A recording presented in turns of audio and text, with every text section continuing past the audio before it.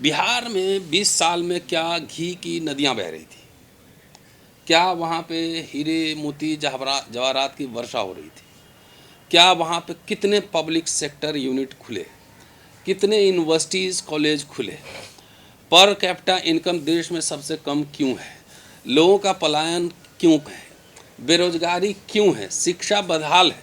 BJP NDA का नेता और ब्यूरोक्रेट्स जितने बिहार में हैं, कोई अपना बच्चा को बिहार के सरकारी कॉलेज यूनिवर्सिटी में नहीं पढ़ाता है और न सदर अस्पताल में इलाज करवाता है।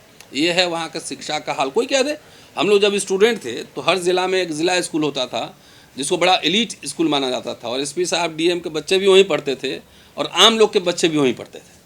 लेकिन अब किसी ब्यूरोक्रेट का बेटा अगर बता दे कि ज़िला स्कूल में पढ़ रहा हो, या पटना के बीएन कॉलेज में पढ़ रहा हो, या मुजफ्फरपुर के एलएस कॉलेज में पढ़ रहा हो, या मोतिहारी के एमएस कॉलेज में पढ़ रहा हो, तब हम जाने। ना कोई, आप देखिए ना, मोदी जी तो गुजरात जाते हैं तो क्या क्या बात करते हैं, वहाँ करते हैं semi conductor plant, bullet train, gift city, diamond hub, cyber city, knowledge city, 3 trillion economy. अब बिहार में क्या बात कर रहे थे, मखाना, मच्छी, रोजगार 10,000, कट्टा, गमछा, दोनाली है। गमछा उसी तरह से लहरा रहे थे जैसे हमारे यहाँ शादी ब्याह में नाच होता है ना, तो कुछ लोग ऐसे पूरा गमछा लहराते हैं तो उसी तरह गमछा लहराते, देश के प्रधानमंत्री हैं।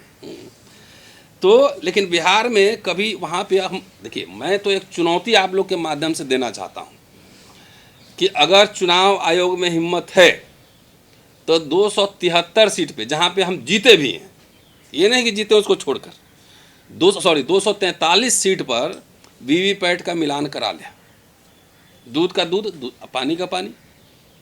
अगर हम हार गए उसमें, यही रिजल्ट रहा वाकई जो है, तो हम समझेंगे कि बिहार के युवाओं को, लोगों को वहाँ यूनिवर्सिटी नहीं चाहिए, कॉलेज नहीं चाहिए, रोजगार नहीं चाहिए, पलायन नहीं रुकना चाहिए, ये मान लेंगे।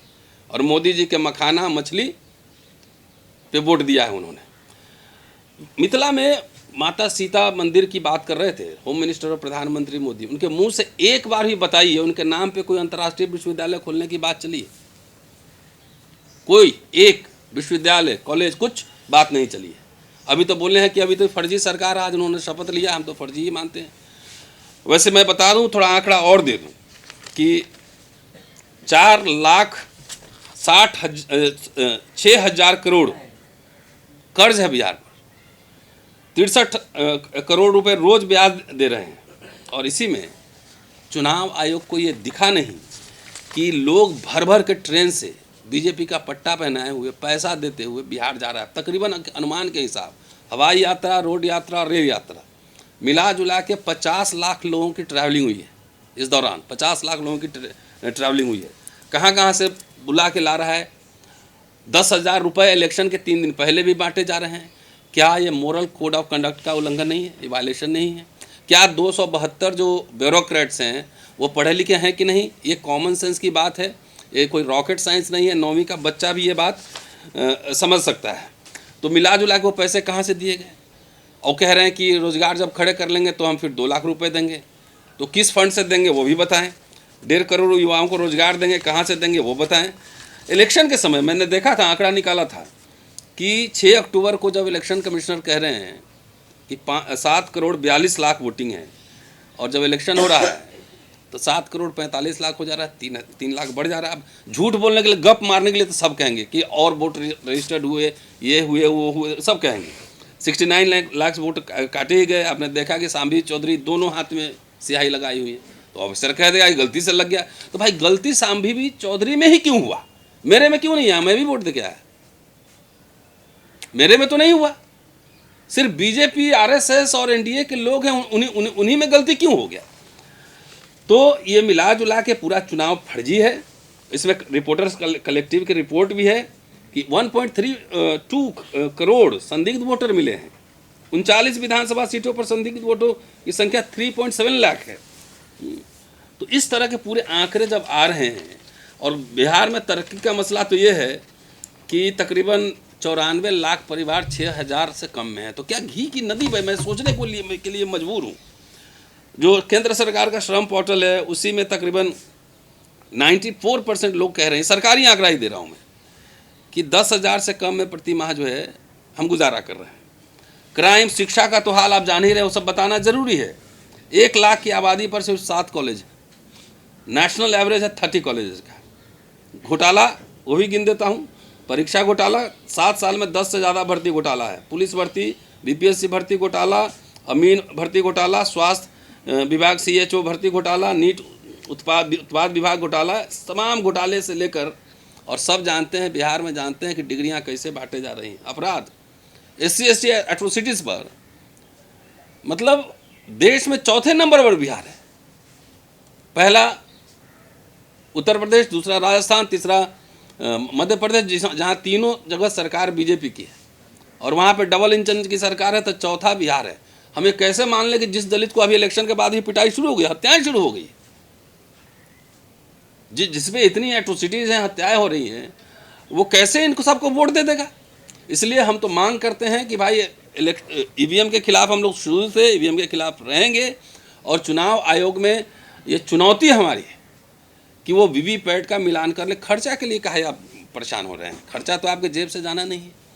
और कल मैंने सोशल मीडिया पे पढ़ा कि लकड़ी कटेगा कागज़ बनाने से, तो क्या कागज़ बनना देश में बंद हो गया है? क्या अमेरिका इंग्लैंड में जो बैलेट पेपर से होता है तो कागज़ की चिंता उनको नहीं है? इन्हीं को कागज़ की चिंता है। देश में जो है अडानी को इंडस्ट्री लगाने के लिए ज़मीन दिए जा रहे हैं, लाखों पेड़ काटे जा रहे हैं, तो वहाँ पे इलेक्शन कमिश्नर की चिंता न है, न 272 जो जजेस, ब्यूरोक्रेट्स, डिप्लोमेट्स ने जो साइन किए हैं उसकी चिंता है।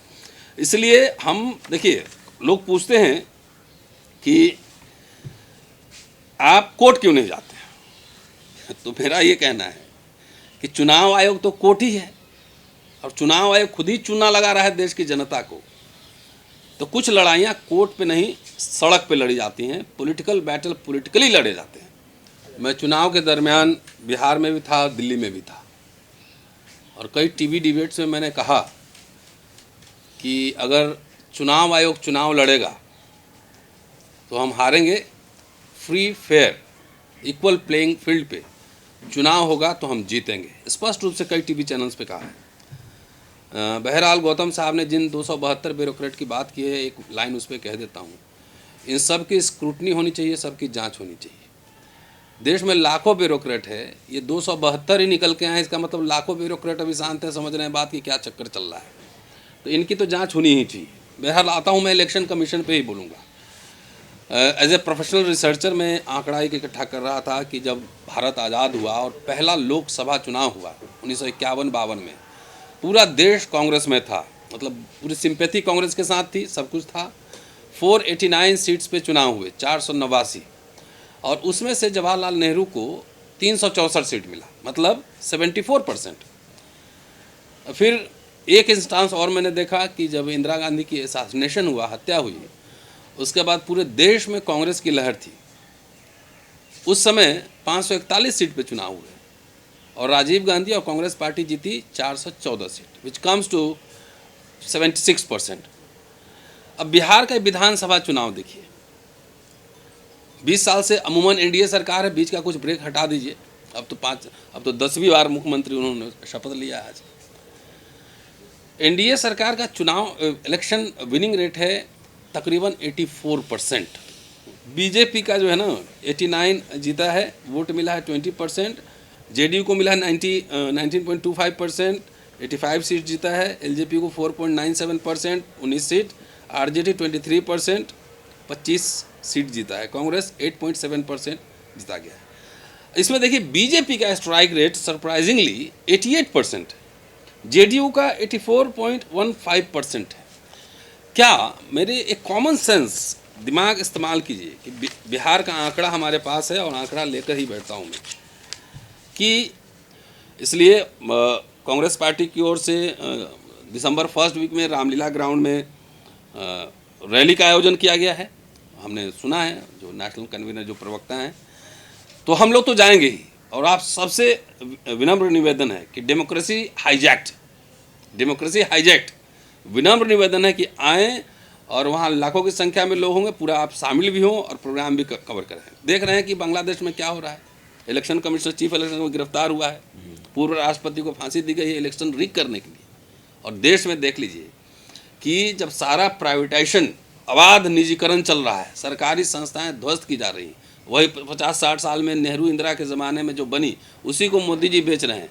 खाली देश की जनता को ये बताएं कि पिछले 11-12 साल से आप केंद्र में हैं, बिहार में आप 20 साल से हैं, देश में कितने पब्लिक सेक्टर यूनिट आपने बनाए हैं, कितने इंस्टीट्यूशंस खड़े किए हैं, कितने कल कारखाने लगाए हैं, कितने विश्वविद्यालय खोले हैं, कितने स्कूल कॉलेज खोले हैं। ज़रा इस देश को जनता को बताएं।